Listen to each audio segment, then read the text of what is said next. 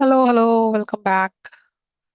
We're going to continue to read the novel Lord of the Mysteries by Cuttlefish That Loves Diving. Last time we read up to chapter 39, 37, 38, 39. Don't think much happened. They were shorter chapters. Brookline joined the club, the divination club, I think. All right, so let's continue today with chapter 40, Mysticism Curriculum. An interesting trick? Klein asked out of extreme curiosity. Old Neil chuckled and said, I'll complete my patrol of the armory, storeroom, and archives. Use the two cups on the table to make 2 cups of coffee. In one of the cups, put something unpleasant. As for which it is, what it is, you can decide for it yourself. Use your imagination.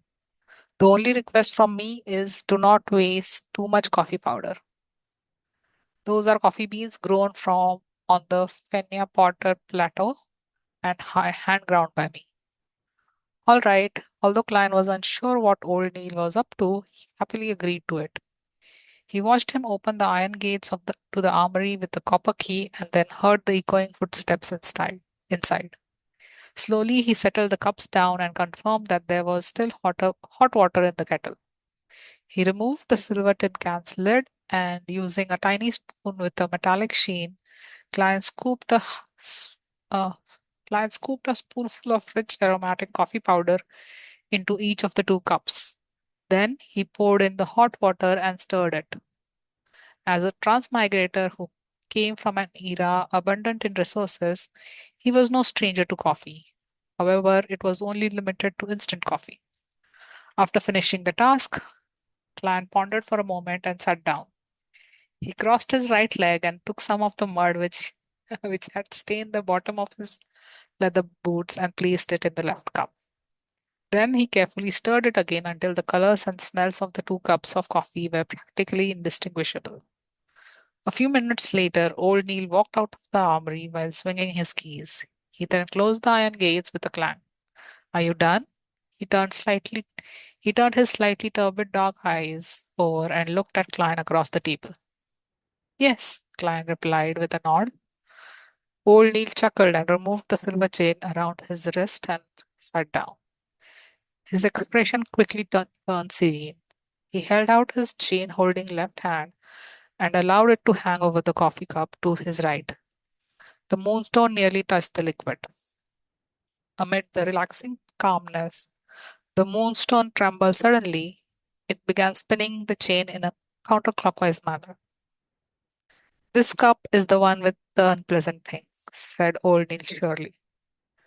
Without waiting for Klein to confirm, he put away the silver chain, picked up the other cup of coffee, and took a sip. Do you like bitter coffee? I'm used to having a tablespoon of sugar and tablespoon of milk. Klein did not reply, but instead asked with a interest peaked. Your divination sure is accurate. Was it because of the moonstone? That was a moonstone, right? This is known as a pendulum. This is known as pendulum dowsing in divination. It's also called spirit dowsing. It relies on your own astral projections connection with the spirit world and the cosmos to communicate with spiritual intelligence through aid of natural materials such as crystals, gems, or special metals. The good and the bad of things can be divine. Let's, let's talk about the 2 cups of coffee. A counterclockwise motion implies bad, while a clockwise motion is good. If it doesn't move, it's neither good or bad. You can write the statement on a piece of paper, take note, it's a statement, not a question. Old Neil put down the coffee cup and explained in detail. Clan asked as though he was thinking, does that mean one shouldn't use question in sentences? Yes, you cannot use is so and so willing to be my fiance.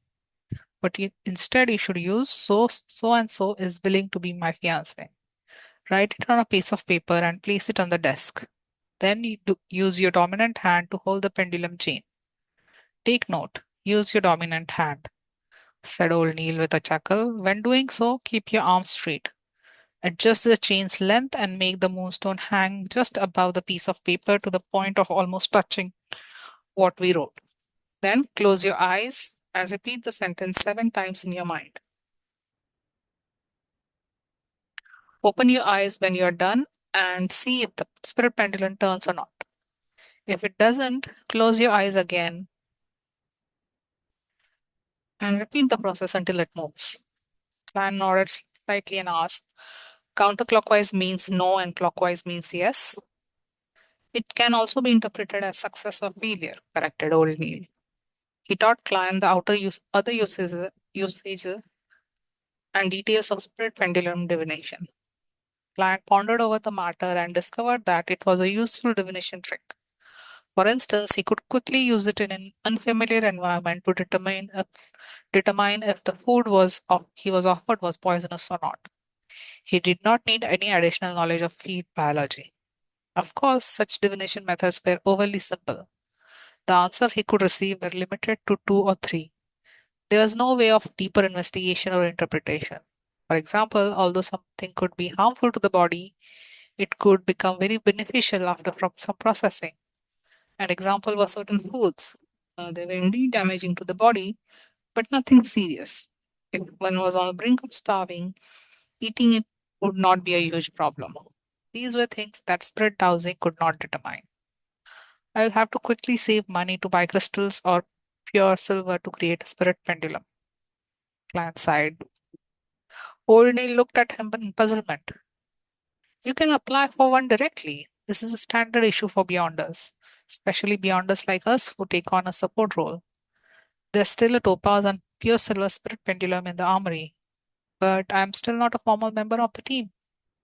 Clan's heart palpitated in excitement, but he felt a little hesitant. Old Neil chuckled and said, for Beyonders, regardless of whether they are formal members or not, they have to be provided with conveniences in other areas since there is no pay rise. Maybe the word perk is more suitable. I'll apply I'll apply with the captain later. Clanch clenched his fists secretly as he made up his mind. How was he to know if the captain would approve his request without trying? All right, old Neil said with a smile. We can officially begin our mysticism curriculum. The basics consist of symbolism. Do you know what symbolism means? Clan recalled the bits and pieces he had heard and the things he had seen and heard from his spirit world and the grey fog. He deliberated and said, regardless of the spirit world or the illusory cosmos, as well as the unknown realms, there are they are beyond our sensory world.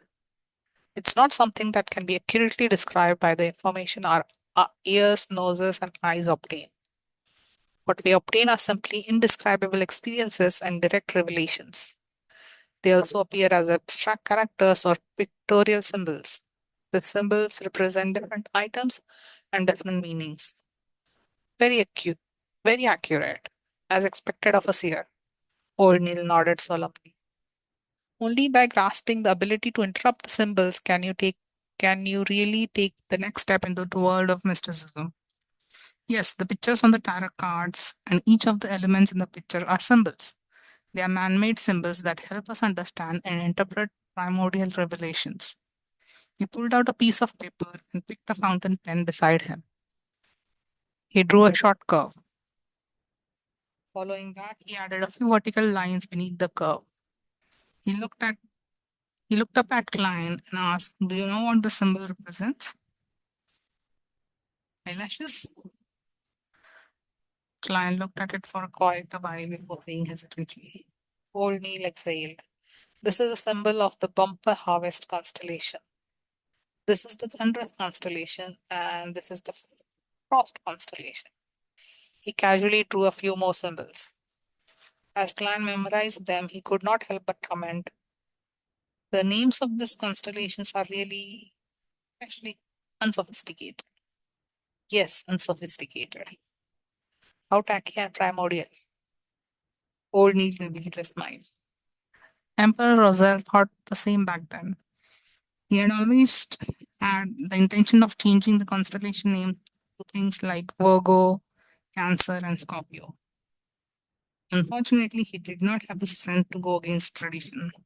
At the very least, these constellations hold names and corresponding dates that they represent guide farming and harvest.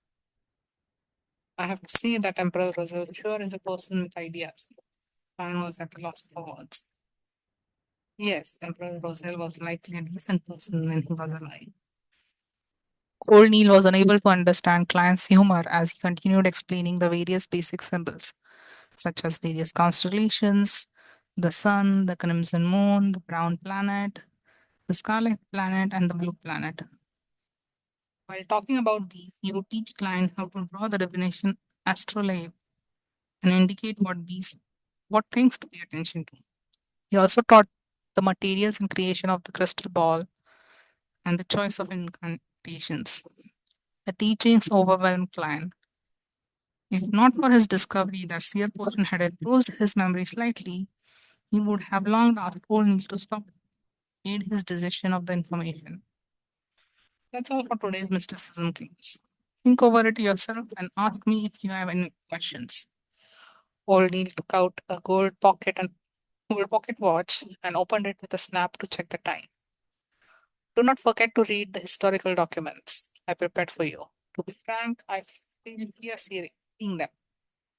All right, Claire took the pieces of papers that were sketched with symbols by Old Neil.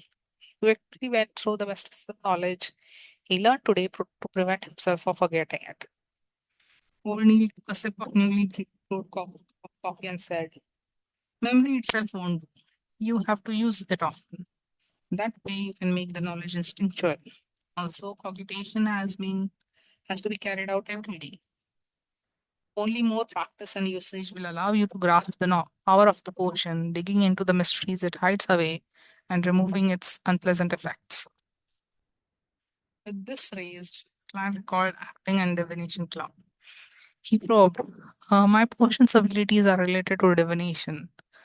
Practicing by myself will not do. I need to make contact with lots of people and divine for them to quickly grasp. I plan on joining the divination club after having some spare cash. The one on Hoe Street at Northborough to become a real seer. This was not something he could hide from Nighthawks in the future. It was better to prepare them. Your idea is very similar to Daly's. She has always clamored to be a real spirit medium. Old Neil shook his head and laughed. But why must you wait until you have spare cash? You can apply to Dunn and get him to approve the expenses. The organization like a divination club might also have cultists or members of evil organizations in them. As a civilian staff member of the Nighthawks and a standard beyonder, your membership makes it easy for us to monitor them. It's part of the job. We would regularly monitor these places, but as we lack manpower, we can't keep watch on them for long. Now it can be handled by you. I can do that. As he looked at old Neil's serious expression, Klein was dumbfounded.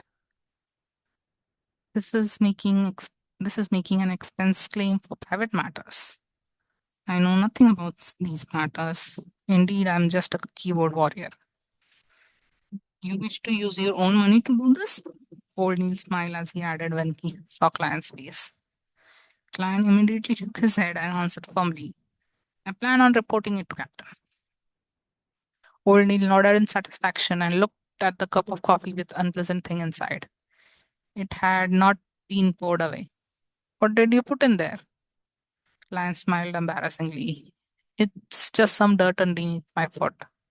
Its color and your coffee powder looks almost the same. Old Neil was taken aback as he suddenly clasped his mouth and roared. Why aren't you pouring it away yet? Chapter 41 Audrey and her Susie. After pouring away the coffee and returning to the armory to take the thick stack of historical materials and explanatory transcripts from Old Neil, Clan followed the wall of lights up the staircase to the Blackthorn Security Company. Tap, tap, tap. Clan's footsteps echoed in the sealed and the quiet basement. After Clan left the spiral staircase, he pushed open the door and identified his bearings before heading for the second office opposite of him.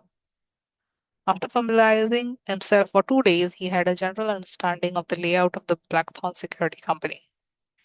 The entrance brought visitors to a huge reception hall with sofas and tables. Through the partition, there was an inner region. To the left of the corridor were three rooms. From the nearest to the furthest, there were Miss Oriana's account room, a restroom with few sofa beds, and a staircase that led underground. On the right there were three rooms. From the nearest to furthest was Captain Dunsmith's office, a civilian staff office with a typewriter, and a recreation room for formal members of the Nighthawks team. Klein had previously seen Mitchell playing cards with two other teammates in the recreation room.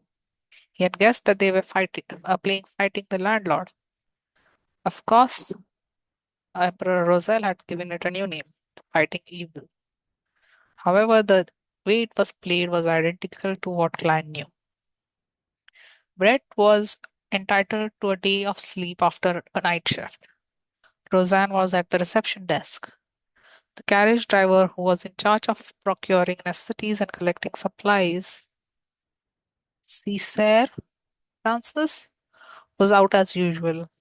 When Klein opened the door to the civilian staff office, the three desks inside were empty. Only the typewriter sat there silently. Ackerson Company's Model 1346 typewriter. Klein, who had seen similar objects in his mentor's office and Welch's place, muttered. He felt that the complicated mechanisms inside were filled with the beauty of machinery. He walked to the desk with a typewriter. After preparing himself, he attempted to type something on air. In the beginning, he often converted the local language to Chinese pinyin instinctively. Only after he was familiar with it did he digest the original plan's corresponding memory fragments and no longer made mistakes. The rhythmic tapping on the typewriter sounded like a melody composed from the heavy marriage of metal and industry. Under this melody, Klein quickly typed the expenditure application.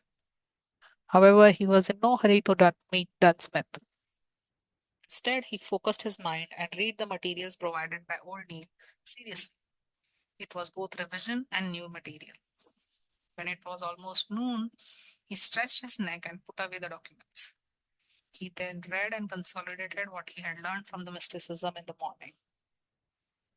Only after all that did he take his application to the office next door and knocked on the door gently. Dunn was waiting for lunch to be delivered. When he saw Klein hand him the document, the corners of his mouth curved up.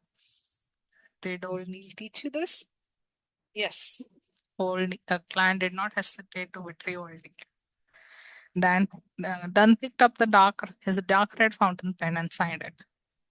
I happen to be applying for funding for the months of July, August, and September from the church and the police department. I'll add yours in. When it's approved, get the money from Mrs. Oriana. Can draw the spirit pendulum in the afternoon. All right, Pan answered simply and vigorously. His tone and eyes were obviously filled with joy.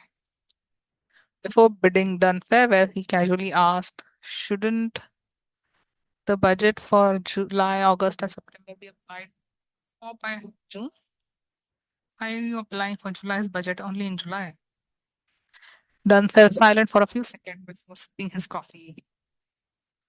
We encountered three cases in June. I was so busy that I forgot about it. As expected of the captain and his poor memory, Klein knew he had asked a question he should not have asked. He gave a chuckle before leaving immediately. With that, he began a simple but regular lifestyle. He would spend half an hour in the morning cogitating. He would have 2 hours of mysticism lessons in the morning and an hour and a half of studying the historical documents. After lunch, he would take a short nap in the break room to regain his energy. Following that, he would drop bullets and head to the shooting club. After finishing his practice, he will stroll over to Welch's place, which was not too far. He would then change routes and return to Iron Cross Street. That way, he could save on the carriage fees. If he had time, he would practice his spirit vision and spirit dowsing. On the way, he would buy groceries. In a private chemistry laboratory equipped with apparatus and items, a tall blonde Audrey was looking at the cup in her hand. There were countless bubbles and it made the atmosphere serene. Finally, the liquid in the cup precipitated into sticky silver dust. Ah, I am indeed talented in mysticism. I succeeded in one try. I was worried of failure and prepared two sets of materials. The girl murmured to herself in delight. She put away the items she took from her family's vault and exchanged them with the others. She took a deep breath and prepared to close her eyes to drink down the spectator potion. At that moment, barking sounded from outside the laboratory. Audrey frowned instantly. She hit the cup of silver liquid in a dark corner and turned around and headed to the door. Susie, who's there? Audrey turned the doorknob and asked the golden retriever sitting in front of the door. Susie wagged her tail in an obsequious manner. Her personal maidservant, Annie, had appeared in the corridor nearby. Audrey walked out of the laboratory and closed the door. She looked at Annie and said, "Didn't I tell you do not disturb me when I'm running chemistry experiments?" The vexed Annie replied, "But there's an invitation from the Duchess, Duchess Della, Duke Negan's wife." Audrey took a step forward and asked Annie. "Yes, she has managed to hire a service of Palace's baker, Madame Vivi, and plans to invite you and the madam to afternoon tea." Annie recounted the invitation. Audrey tapped her cheeks discreetly and said, "Tell my mother that I have a headache. Perhaps I am a little dehydrated because of the scorching sun. Please get her to convey my apologies to Madame Della." As she spoke, she acted pale. "Miss, it's not only afternoon tea, but a literature salon," added Annie. "But that won't treat my dizziness. I need rest," rejected Audrey firmly. Simultaneously, she muttered deep down, "If they insist, I'll faint for all of you to see. The etiquette teacher said that I can almost do it perfectly. I think I heard something." "All right," Annie exhaled and said, "Do you need me to help you back to your room?" "There's no need. I'll clean up the laboratory first." Audrey was yearning to return immediately to consume the potion. However, she suppressed her impatience. She only returned to the laboratory's entrance after she saw Annie leave. Suddenly, she discovered that the golden retriever Susie, who was waiting outside, was gone. Furthermore, the door to the laboratory was half opened. "I forgot that Susie can open doors with handles. What was that sound? Not good." Audrey heard crisp sound coming from within. Suddenly, she came to a realization as she charged into the laboratory. After all she could see was the cups shattered on the floor. Susie was licking the final drop of silver liquid. Audrey stood rooted at the entrance like a statue. Susie immediately sat down and looked at her owner innocently as she wagged her tail. In the seas beyond the Prince Harbor, there was an island perennially enveloped in storms. An ancient sailboat was docked at its harbor. A blond man dressed in a robe with lightning patterns was looking at Alger Wilson opposite him. He asked, perplexed, "Alger, you could have returned to the kingdom and become a captain of mandated Punisher team or a reputable bishop. Why did you choose to voyage out into the sea and become a captain of the Blue Avenger?" Alger wore a stoic expression on his rough face. He replied solemnly, "The sea belongs to the storm. The sea belongs to the storm. This is the Lord's kingdom. I am willing to abide by the Lord's will and monitor this area of his kingdom." "All right," the blonde haired man clenched his fist and struck his chest. "May the storm be with you." "May the storm be with you," Alger replied with a same standard salute. He stood on the deck with a few sailors and watched his companions leave the boat, walking into the distance. "Saints, do you not understand because you do not know enough? You do not understand because you do not know enough," Alger muttered silently. Meanwhile, Audrey finished her second concoction in a stricken state. Seeing that the silver potion looked nothing different from the before, she was nearly moved to tears. Gulp. She quickly drank down the spectator potion. Friday, storm befell Dingen. The heavy rain pounded on the windows of every household. Inside the Blackthorn Security Company, Client, Roseanne, and Brett sat on the sofa in the reception hall and enjoyed lunch. As there was only a kettle for boiling water, there was no way to heat up leftovers. Client could not eat dry bread every day or the carriage home or take carriage home every day. If he did that, he would have to walk from Iron Cross Street to Welch's Place in the afternoon and consider taking a carriage back. It was a waste of money, and therefore he began joining Rosanna and his colleagues in eating the so-called office rations. A nearby Old Will's restaurant would punctually send a waiter at 10:30 every day. He would ask for their orders, and after determining the quantity, he would send it over at 12:30. The food contained in what resembled meal boxes. At 3, he would return to take their orders for dinner and take back the utensils.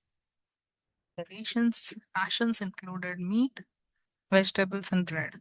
Although the quality was lacking, it was barely sufficient to fill a person. The cost of a meal ranged from 7 to 10 pence, depending on different premium levels. Client would always thicken his skin and order a meal costing 7 pence. Typically, there was half a pound of wheat bread, tiny piece of meat cooked in different ways, a ladle of thick soup with vegetables, and tiny bits of butter and margarine. We only we actually only have one nighthawk here today, Roseanne said as she delivered a spoonful of thick soup into her mouth. I heard that a case with cultist elements is going on in Golden Indus. Therefore, the police department had requested for 2 nighthawks. Brett said as he put down his bread. Klein used the remaining white bread and dabbed it into the last bit of meat juice before stuffing it into his mouth. He did not say another word. Under his left sleeve there was a silver chain with topaz hanging. At that moment, knock sounded outside the half-closed main door. Please come in. Roseanne was taken aback as she put down her spoon. She, she quickly used a handkerchief to wipe her mouth and stood up. The door was pushed open as a man in half-top hat came in. The left shoulder of his black uniform suit was drenched. The sides of his hair had grayed. He put away his umbrella and said to Klein and company, "Is this the former small masonry squad?" "You can say that," answered Roseanne like a clockwork. The lanky man coughed and said, "I have a mission request." Chapter 42. Butler Key. A mission request. You probably came to the wrong place. The security company signboard is really nothing but a sign. Klein immediately held back his urge to lampoon when he heard the visitor. How he yearned for there to be a message board and a screen for him to share his thoughts. But he soon realized that he had once asked a similar question. The captain's answer was they could take on jobs if they were free. The money earned could be used as funding for the team's petty cash account and bonuses for the participants. Roseanne's eyes darted around as she thought for a moment before saying, "Our security personnel are all out on missions. The fastest it will take for them to return is an hour. If your matter isn't urgent, you can consider our services." Among the 6 former Nighthawk members, Captain Dunsmith had been invited to the cathedral by the bishop for some unknown discussion. Leonard was guarding Chinese gate in his place. Corpse Collector Fry and Sleepless Royal Grady had already headed to the Golden Indus Borough to assist the police investigation of a robbery case with cultist links. Sleepless Kenley White was on leave while Midnight Poets Tron had gone to Raphael Cemetery in the north suburb for a daily patrol.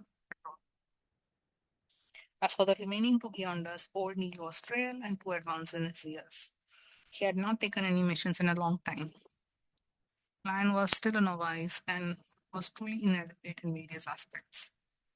They are all out. With one hand holding his umbrella, the lanky man's expression turned gloomy as he took off his hat. He bowed and said, "Sorry for intruding, goodbye." He turned around and walked out.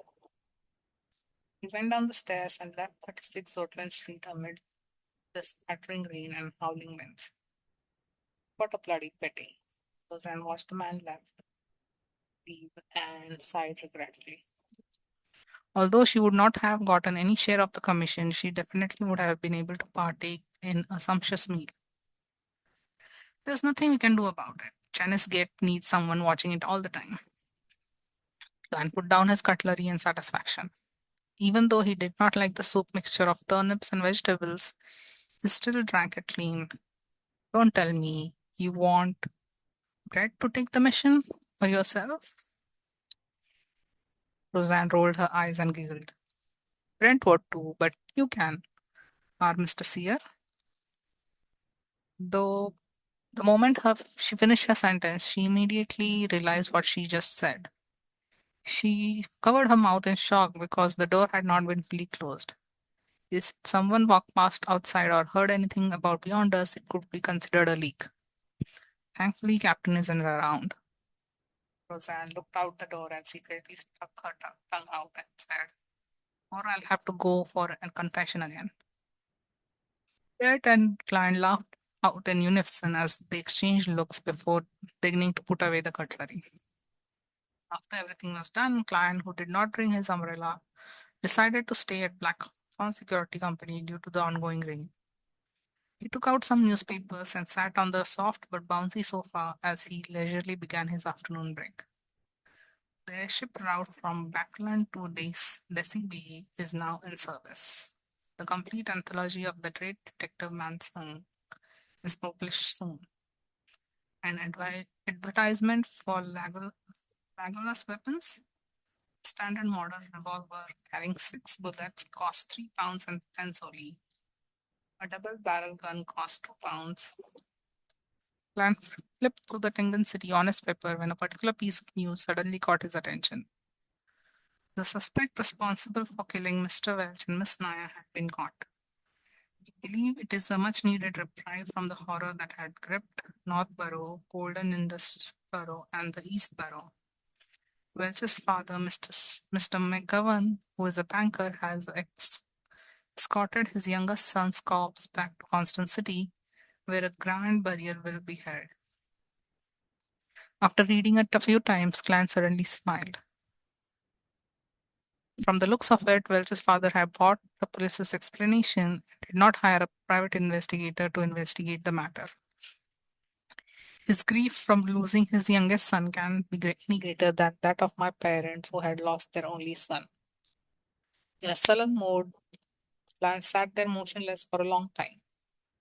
He neither found it odd that he was not invited to Welch's and Naya's burial, nor did he feel depressed. Once everything calms down, I'll find a chance to offer a bouquet of flowers to their graves.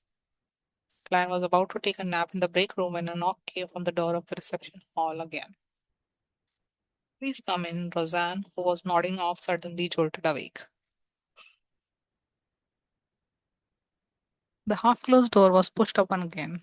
The lanky man from before walked in once again. "Can I wait here? The mercenaries, no, the special security personnel should be back soon, right?"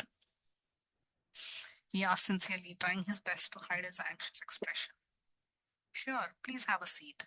Roseanne pointed at the sofa nearby. Klein asked out of curiosity, "Where did you hear about our security company? Who introduced you here?" He had made two trips despite the heavy afternoon storm, while still willing to wait. Yes, the Nighthawks must have easily resolved missions that might seem very difficult to others. Must have acquired quite a reputation. Quite a reputation. Man left his umbrella outside the door, and as he walked to the sofa, he replied with a rueful smile. I've traveled the nearby street and paid visit to all the security companies and private investigations. You are my only hope. The others do not have the manpower to take additional missions. Frank, if not for the waiter that delivers me meals, I really did not imagine there was another security company here. It's completely different from what I imagined. I was stunned. Roseanne interjected with a question. They are very busy? Are there many missions? Man sat down and sighed. You are a mercenary team. No, a security company. I believe you must have heard of the bur- you must have heard of the armed burglary murder at House House Street. Armed burglary murder? All right, unfortunately, I'm one of the people involved. I nodded with a slightly heavy heart. Due to the presence of a ferocious and cruel criminal, the rich men living in the neighboring street and even across all the of Bingham City are terrified.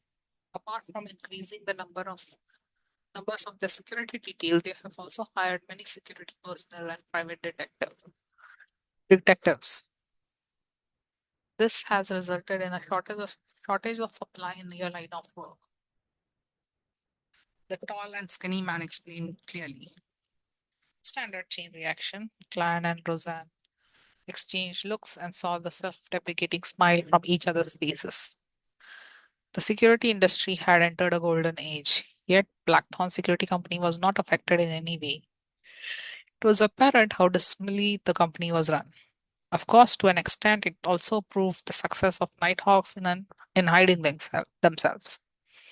After waiting for another 20 plus minutes, client prepared to leave since the rain was coming to a stop. He planned on practicing at the shooting club. At that moment, the black haired and green eyed Leonard walked out of the partition. He looked curiously at the sofa. This is a client. Is the captain back? Roseanne asked delightfully. Back? The lanky man was taken aback when he heard that. He had been sitting there, staring at the door. How did he not discover someone's return? Roseanne's expression immediately froze as she chuckled. As a security company, we don't only use the front door. Because the lanky man nodded in enlightenment. He was also not surprised by the term captain. Security companies were mercenary teams or small scale mercenary guilds. It was normal for captain to be used. Leonard did not tuck in his white shirt. His black vest was also casually draped on. He took a glance at the lanky man when he suddenly snapped his fingers and said, I'm a member of security personnel at Blackthorn. How may I address you? How may I help you? Perhaps it was because he has long heard about the unrestrained characters of mercenaries that he did not feel the anger of being humiliated. Instead, he let out a breath of relief. He watched Leonard sit down and organized his words. My name is Glee, the butler of Mr. Vickroy, a tobacco merchant. His only son, little Elliot, was kidnapped this morning. We have already informed the police and the matter has been given high priority. However, Mr. Vickroy remains uneasy. He wishes to go through channels which mercenaries, um, security personnel have, as well as your understanding of Tingen, to investigate the case from different angle and ensure that little Elliot is rescued safely. If you're able to find where the kidnappers are hiding, Mr. Vickroy will be willing to pay you £100. If you have the means to successfully save young Master Elliot, he is willing to pay double, £200. Leonard smiled leisurely. Mr. Vickroy seems to only wish for us to find the kidnappers' hideouts. If not, he will not think that his only son is worth £100. A tobacco merchant who has close ties with the southern plantations will not just offer £200. No, Mr. Vickroy is only a ordinary merchant. He is not considered wealthy. Besides, he believes the police will be more professional when it comes to rescuing his son. Clee answered frankly, "All right, no problems." Leonard snapped his fingers again. His green eyes turned their gaze on Roseanne. "My beautiful lady, please write up a contract. Don't always act like a poet. In fact, all you do is recite the works of others." Having forgotten the presence of the client, Roseanne quipped. She was used to exchanging snipes with Leonard. Of course, Blackthorn Security Company did not really care about its clients. It was great to have them, but it was also fine not having them. Roseanne left the reception counter and entered the staff office. Soon there were sounds of typing coming from the office. The corners of client's mouth twitched a little. He found them too unprofessional. There was no standard template for a contract. This sure is tragic. And more saddening is the fact that I am working at such an unprofessional company. The moment these thoughts arose in him, Roseanne completed the simple contract that had only a few clauses. Then Clee and Leonard signed it. After Clee stamped it, she took the contract and returned to the accounting room and got Mrs. Oriana to stamp it with the Blackthorn Security Company logo, something that was actually useless. Dunn typically handed it to Oriana for safekeeping. On Sundays, it would be passed to Roseanne and the company. "I'll wait for your good news." After receiving one copy of the contract, Clan Clee stood up and bowed with his hat off. Leonard did not respond. He seemed to be in deep suddenly turned his head toward Clyde and revealed a smile. "I need your help." "Huh?" Clan was taken aback. "I mean, you and I can finish this mission together." Corners of Leonard's mouth curved up slightly as he explained. "I'm good at combat, shooting, climbing, sensing, and chanting, and taking on some support roles. But that does not include looking for people. You don't expect old Neil to go out on in such weather, right?" When he said sensing, his voice was lowered to a mumble that Clan could only barely hear. All right, Clan did have an urge to attempt his new abilities, while also feeling a little wary towards Leonard Mitchell. Phew, let's hope it will become successful. It will be completely successful. I wonder how useful my seer abilities will be, he wondered with some anticipation. Right, we'll stop here for today. Thank you for listening and have a nice day. Bye bye.